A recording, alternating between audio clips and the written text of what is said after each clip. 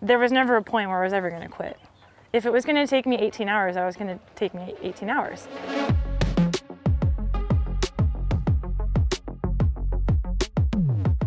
Well, some people say they're going to go climb Mount Everest and they spend like, I'm probably going to get this wrong, $500,000 or something to go climb Mount Everest.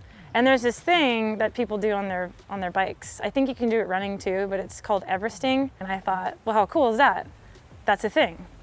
Damn, that's 29,029 feet. So pretty much climbing 30,000 feet on your bike.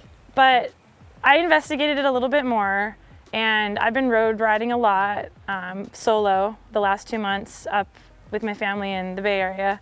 So I felt pretty strong, and I was like, I need something to stay motivated. So I thought, okay, well, now that I'm back in San Diego, it's been a month, what am I gonna do? Well, I happen to be involved with this foundation called Pavlov, which is a foundation that helps research grants. So I proclaim that I'm going to fundraise for Pavlov by Everesting Mount Palomar, which would mean I need to climb that mountain 7 times.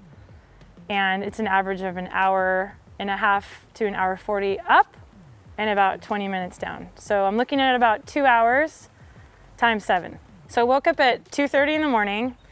My good friend Jess Sarah decided she'd meet me out there at the base of Palomar Mountain at 3:45, and we'd start the first climb up at 4 a.m. I had on all the amp lotion you could possibly put on yourself.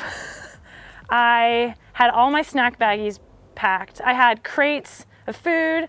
I had 5 gallons of water. My little Jeep was packed. So I was ready. I was feeling optimistic. I had a podcast in. So I'm feeling great. And then as the day goes on, it gets warmer. You take some clothes off. You're like, okay, it's getting warmer. Keep the fluids down. There was only one moment in the day when I started to get worried about my health. And that was when the temperature started to get to the point where I knew I couldn't sustain it if it got hotter than that. Because the base of the mountain is, I think, at like 100 feet. So it was over 90 degrees. And that's pretty hot when there's no wind. So this new thing called an ice sock got introduced to me. It's an actual women's nylon that you fill with ice and you put it around your neck or down your back or whatever, and that saved me. I cooled down, and then I knew, okay, I've done 4 laps. I got this. I mean, I was going faster than what I thought I was gonna go every lap and trying to pace myself, but I was just so excited. So lap number 4, I just set one of my fastest laps, and I was told, simmer down. But the descents are so fun, and then when you're done with the descent, you refuel, you see your friends, and you head back up. It's hard to not want to go faster because every lap you're getting closer to being done. Lap number 5, I set my fastest time. I was just still smiling. I just knew I could do it. The whole day, I just knew I could do it. But then when I hit lap 5, and I only had 2 more laps to go, I've never had anything that emotional in my life. Just thinking what I'm doing could save a life. And I actually did what I set out to do. It was overwhelming.